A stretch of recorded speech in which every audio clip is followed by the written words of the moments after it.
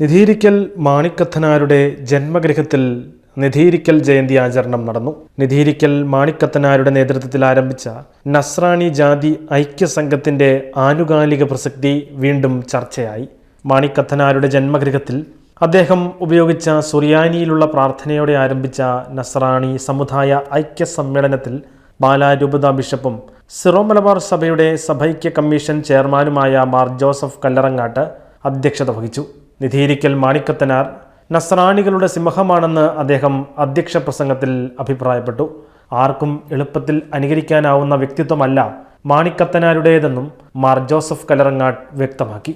ഐക്യം സഭകൾക്ക് ആവശ്യമാണെന്നും സമൂഹം നേരിട്ട തിന്മകൾക്കെതിരെ പ്രവർത്തിച്ച സമുദായ നേതാവായിരുന്നു മാണിക്കത്തനാരെന്നും യാക്കോബായ സുറിയാനി സഭയുടെ സൂനഹദോസ് സെക്രട്ടറിയും കോട്ടയം ഭദ്രാസന അധ്യക്ഷനുമായ തോമസ് മാർ തിമോത്തിയോസ് മെത്രാപ്പോലിത്ത പറഞ്ഞു.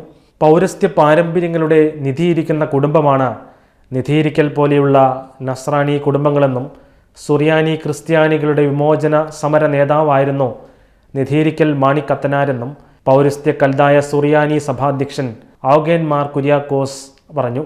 സഭയുടെ മാണിക്യമായിരുന്നു മാണിക്കത്തനാരെന്നും അദ്ദേഹം സുറിയാനി സഭകൾ ഒന്നിച്ചു നിൽക്കുന്നതിനായി തീക്ഷ്ണമായി പരിശ്രമിച്ചെന്നും മാർ തോമാ സഭയുടെ അടൂർ ഭദ്രാസന അധ്യക്ഷൻ മാത്യൂസ് മാർ സറാഫിം എപ്പിസ്കോപ്പ പറഞ്ഞു.